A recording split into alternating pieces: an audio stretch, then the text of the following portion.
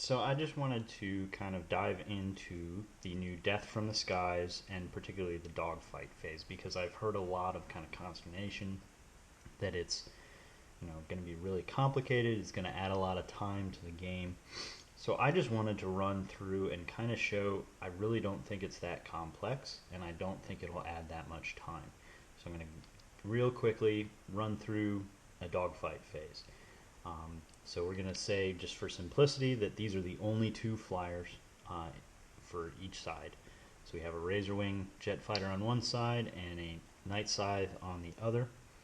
So first phase is the interception phase. Each player rolls a die and adds one if they have more fighters than bombers, and subtracts one if they have more bombers than fighters. The Dark Eldar here has one fighter. They have no bombers, so they get +1 to the roll. It's a tie roll, but +1, so the Dark Eldar is the attacker. Really simple. For each of these next phases, each player picks a die, 1 to 3, and you reveal at the same time. For simplicity, I'm going to roll a D3 for each and just consult the table. So this is a 2 and this is a 3. So attacker chooses 2, defender chooses 3. That's a climb versus dive. Each player rolls a die and adds the flyer's pursuit value to the roll. So Dark Eldar pursuit is 5, Night Scythe is pursuit of 4.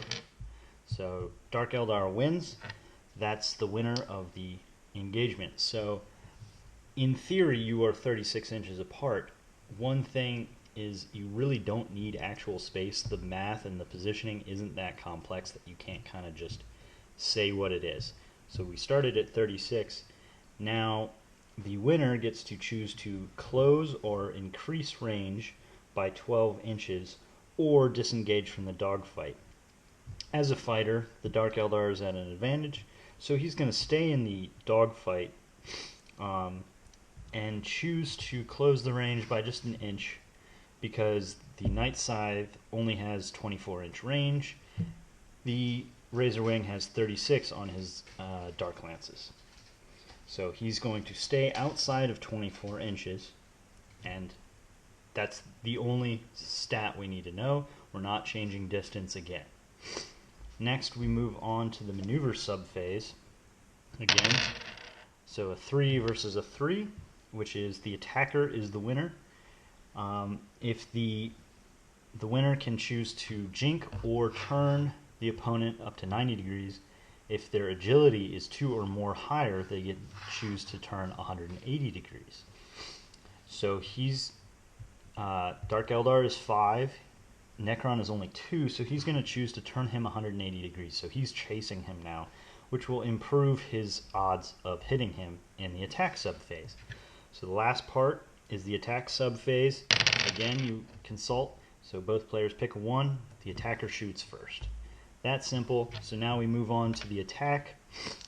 Dark Eldar has 2 lances, or Dark Lances.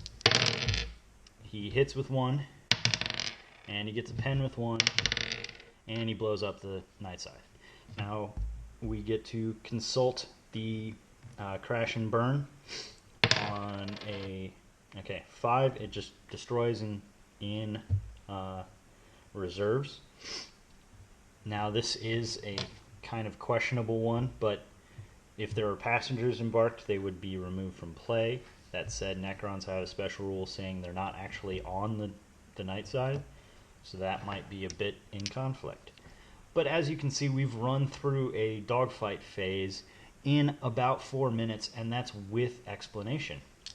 So let's run through again, but this time we will trade out for Storm Raven. So a lot more equipment on here. We've got assault cannons, multi-meltas, hurricane storm bolters, which can hurt this guy. And we've got missiles. You can only shoot 4 things. You can snap shoot according to the FAQ. But Storm Raven seriously outguns him, but he's probably going to have to snap shoot for most of the results. But let's go ahead. So interception subphase, again, the Dark Eldar gets +1 because he has more fighters than bombers. Alright, so it's a tie, you roll off again. Alright, Dark Eldar is the attacker. We'll use this die for Storm Raven over here. So interception subphase. We've done that. Now engagement subphase. These are 36 inches apart. We roll.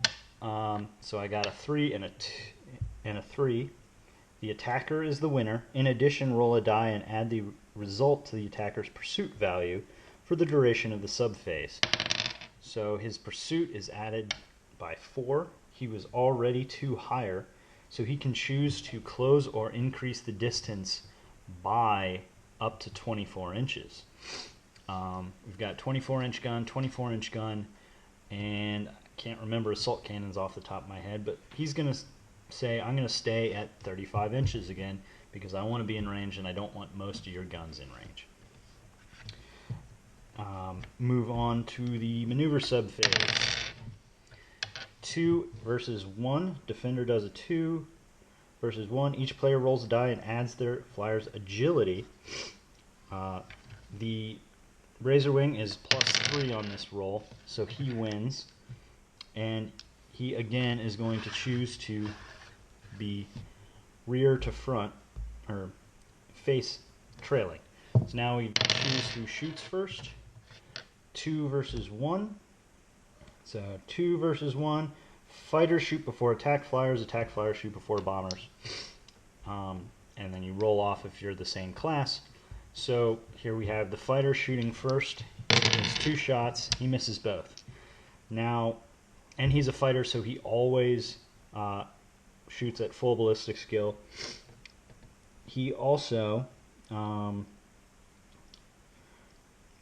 the opposing flyer can only fire snapshots. So this guy can only fire snapshots with his missiles and any other weaponry he has that's in range. Remember, we're 35 inches apart. So let's see. He's got Storm Strike missiles. He's going to go ahead and fire all 4. No, he's going to fire 2 because they're only snapshots. He gets 1 hit. Needs a 2 to glance, 3 to pin, and it gets a shaken result. So he does a whole point here. And that's it. We've completed the flyer subphase. We both go on to their turns. That's it. It's not that complicated. So I've done 2 dogfights in under 8 minutes. And you can do it a lot faster, and you obviously don't need actual space to determine your positioning. That's it.